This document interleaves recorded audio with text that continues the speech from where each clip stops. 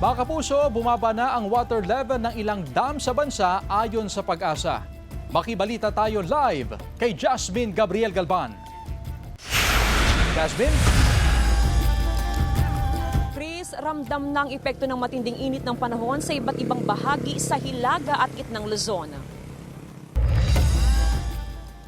Dahil ilang buwan nang walang ulan, natutuyo na ang mga tanim na mais at mani sa Dilasag, Aurora. Sa Ilagan, Isabela, napansin ng pamunuan ng Eco Park ng lokal na pamahalaan na bumabang antas ng tubig sa ilog doon. Maging ang Angat Dam, bumaba ang antas ng tubig. Bumaba rin ang Ipu Dam, San Roque at Pantabangan.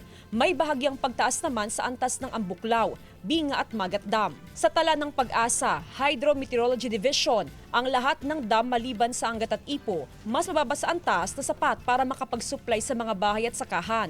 Bago pa ang tag-init, may mga inilatag ng hakbang ang mga otoridad para mapanatili ang supply ng tubig at mataas na water pressure sa mga customer.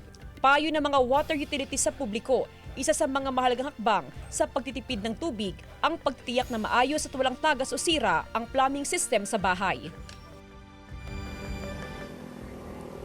Chris, dito naman sa probinsya ng Pangasinan, sa monitoring ng Agriculture Office ay wala pa namang napapaulat o reported na matinding epekto ng panahon o yung mainit na panahon sa sektor ng agrikultura. Karaniwan daw na pinakabinabantayan ng Agriculture Office sa ganitong mga pagkakataon ay ang mga palaisdaan na karaniwang natutuyo kapag mainit ang panahon. Bagamat ayon sa Agriculture Office ay alam na rin naman daw ng mga fish growers yung dapat na gawin at karaniwan daw ay hindi na sila naglalagay pa ng mga fingerlings sa mga palaisdaan sa ganitong mga pagkakataon. Risa?